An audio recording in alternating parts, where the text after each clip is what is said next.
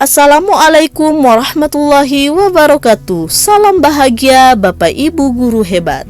Kali ini saya akan membahas koneksi antar materi 1.1J yang merupakan kesimpulan dan hasil refleksi modul 1.1. Sebelumnya, perkenalkan saya Nurhayani SPD dari UPT SPF SMP Negeri 28 Makassar, calon guru penggerak angkatan 11. Kita kenalan dulu yuk dengan Bapak Pendidikan Nasional Indonesia, Ki Hajar Dewantara. Beliau dengan semangat pembaharuan pendidikannya menganggap pendidikan dan kebudayaan adalah dua hal yang tidak dapat dipisahkan. Sebab pendidikan adalah wadah untuk melatih tumbuhnya nilai-nilai kemanusiaan pada diri seorang anak yang kelak akan diwariskan kepada generasi selanjutnya. Lebih lanjut, beliau juga menitik beratkan pendidikan yang humanis dengan cara menuntun tumbuh dan berkembangnya kodrat pada diri seorang anak untuk mencapai kebahagiaan yang setinggi-tingginya, baik sebagai individu maupun sebagai anggota masyarakat, di mana dalam prosesnya penting untuk mempertimbangkan kodrat zaman dan alam tempat anak belajar, tumbuh, dan berkembang. Lalu, apa yang saya percaya tentang murid dan pembelajaran di kelas sebelum mempelajari modul 1.1? Yang pertama, sebelumnya saya berpikir bahwa keberhasilan seorang guru itu adalah ketika semua anak paham akan materi yang diberikan tanpa mementingkan sifat humanis dan keunikan tiap individu dalam prosesnya, serta sibuk untuk mengejar ketuntasan materi per semester. Sebab menilai materi tuntas, maka tandanya saya sudah memenuhi seluruh tanggung jawab. Sehingga proses pembelajaran lebih kepada pola mendidik yang menuntut dengan hanya sebatas transfer ilmu semata. Yang kedua, proses pembelajaran di kelas saya hanya berpatokan pada ketuntasan nilai tiap anak. Sebab penilaiannya hanya seputar pengetahuan dan keterampilan saja, sehingga proses belajar hanya seputar praktik terbatas, menghafal dan mengerjakan soal dengan pertanyaan-pertanyaan tertutup yang hanya memungkinkan satu jawaban tepat, serta proses pembelajaran yang menjadikan guru sebagai pusatnya. Terakhir, dalam proses pelajaran, saya juga lebih menitik beratkan pada ketercapaian aspek penilaian pengetahuan dan keterampilan yang dibatasi.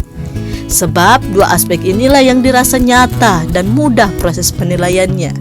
Sehingga ketika di akhir semester banyak anak yang rendah hasil evaluasinya, saya menjadi frustasi dan merasa gagal. Bahkan yang lebih parahnya, mengkambing hitamkan anak sebagai objek pembelajaran yang kurang berupaya dan secara tidak langsung menghukum dengan pemberian label-label negatif. Kemudian apa yang berubah dari pemikiran dan perilaku saya setelah mempelajari modul 1.1? Yang pertama, menjadi lebih berpikiran terbuka bahwa tiap anak adalah individu yang unik, sebab lahir dan besar dengan bakat, minat, serta lingkungan sosial berbeda, sehingga penanganannya pun tidaklah sama. Dengan begitu, proses pembelajaran di kelas akan berpusat dan berpihak pada murid. Yang kedua, menyadari bahwa penilaian harusnya mencakup aspek sosial, spiritual, pengetahuan, dan keterampilan. Sebab anak akan tumbuh di dalam masyarakat sebagai individu sekaligus makhluk sosial yang tidak hanya membutuhkan kecerdasan akademik, namun juga perlu kecerdasan sosial dan emosional. Ketiga, menyadari pentingnya mempertimbangkan dan memanfaatkan kodrat alam serta zaman untuk keberhasilan proses pembelajaran. Sebab dengan memanfaatkan dua hal ini, pembelajaran akan lebih kontekstual dan memenuhi tuntutan zaman, sehingga ruang belajar anak tidak terbatas hanya di kelas saja dengan guru sebagai sumber belajar, namun lebih dari itu, serta dapat terbuka dalam kemajuan zaman sekaligus mampu memfilter segala potensi dampak buruknya. Keempat, mementingkan tiap detil kemajuan individu dari segi berpikir, kreativitas, kemandirian, kolaboratif, kepercayaan diri, dan hal positif lainnya. Sebab proses belajar bukan hanya sebatas konten materi saja, melainkan apa yang tumbuh dan berkembang pada diri anak. Sehingga pembelajaran menjadi lebih humanis lagi karena anak merasa dihargai tiap prosesnya.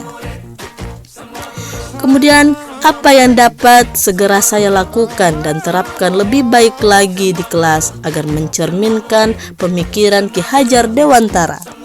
Yang pertama, menerapkan metode pembelajaran diferensiasi untuk menampung dan memerdekakan segala keunikan tiap individu murid. Yang kedua, membuat pembelajaran yang interaktif, kolaboratif, inovatif, dan menyenangkan, agar pembelajaran tidak monoton dan melibatkan sepenuhnya murid di dalamnya. Yang ketiga, menerapkan nilai-nilai sosial, kultural, atau budaya lokal pada proses pembelajaran agar menumbuhkan rasa nasionalis, peduli terhadap budaya lokal yang dimiliki. Terakhir, membangun komunikasi yang baik dengan murid agar mendapatkan informasi tentang latar belakang dan mengenal secara utuh karakteristik murid. Demikian pembahasan mengenai kesimpulan dan hasil refleksi modul 1.1. Sekian dan terima kasih. Wassalamualaikum warahmatullahi wabarakatuh. Salam bahagia Bapak Ibu guru hebat.